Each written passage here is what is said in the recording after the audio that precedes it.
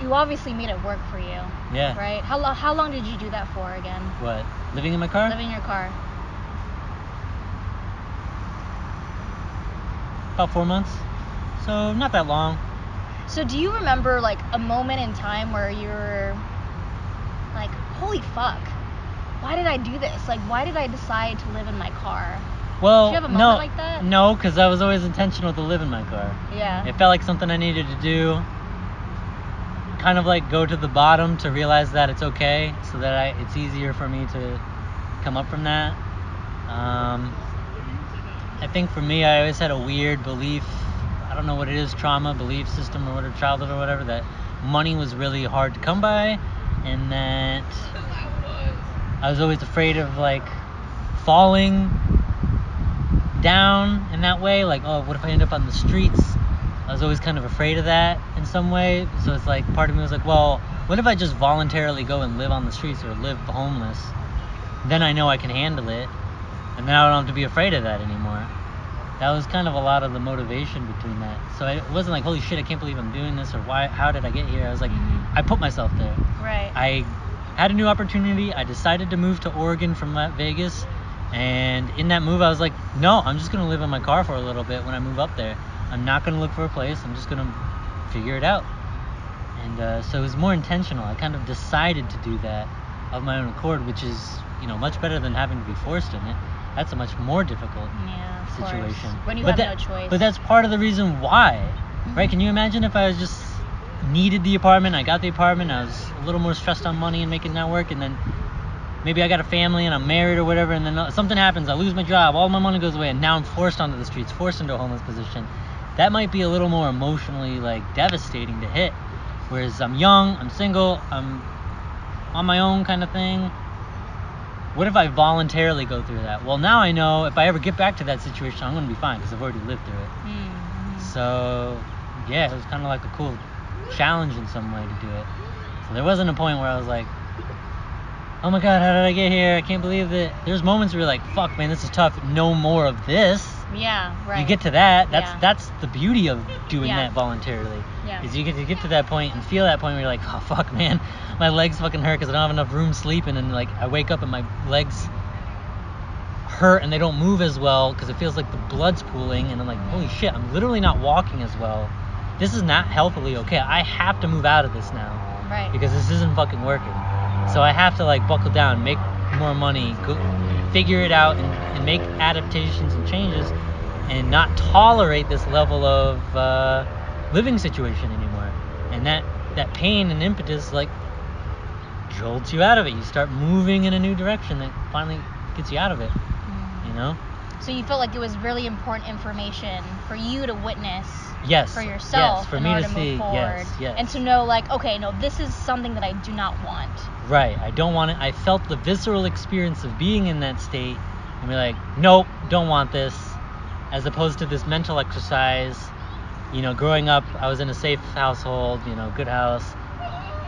But homelessness is a possibility because you're learning about it, right? So this is in the back of your mind, damn, I'm afraid to lose all my money, and I'm afraid to, what happens if I move out on my own and I can't get a job and I can't do this, da-da-da-da-da-da. Right. So, part of it, just face the fear and go into where I'm afraid of and fucking go through it and live it.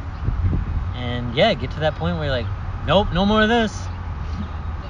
Now I'm out of this, can't accept it. And then my physiology adapts to it. My nervous system learns the lesson, which is what I care about. I don't care about my fucking brain and thinking and mindset bullshit. I don't believe in mindset. I want my nervous system to learn the shit. I want to viscerally go through the experience so that it's learned through my entire physiology. That's what I care about. That's why I launched myself in that. So, let's talk about that, because that's interesting. Because normally most people, they believe that there's this emphasis on mindset, and if you are your thoughts sort of thing, but you more so highlight the body and being able to have that idea permeate throughout your body. So it sounds like that's a pretty common theme in your life. Yeah, well, I lived in my head. I'm a white male.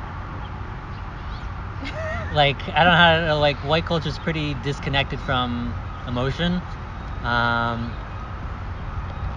So lived like 25 years of my life basically being in my head all the time. And I'm a really small guy, I have a really small frame. I don't weigh a lot. It's hard for me to gain mass. Very weak and small. I was born premature. So my experience growing up is that of more closely related to like a prey animal. I don't have, you know what I mean? Like Yeah. I'm very fearful, and that puts me into my head as a, very logical, try to make sense of the world logically. And so the reason why I emphasize no thought, no mindset is because none of that shit worked for me. Right. Everything started clicking and working a hell of a lot better when I got into my fucking body again, and I started feeling things and contextualizing stimulus and emotion and feeling and all of that, and playing with it and working with it to understand it. And also it just feels like the way to really learn. You put yourself through the visceral experience entirely. So your mind is working on the problem, your body is working on the problem, every part of you is working on what you're confronting in the experience itself in reality, as opposed to just this mental exercise and trying to change your thought or affirmations about it, which none of that worked for me. I don't believe in mindset too much, because what is mindset anyway? It's the base assumption that a person jumps with when they're in like a conversation or an experience.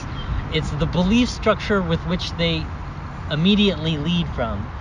And so when people call each other out on having, oh, that's a bad mindset, you got to change your mindset, they don't realize that it's the instantaneous action of what that person responded with.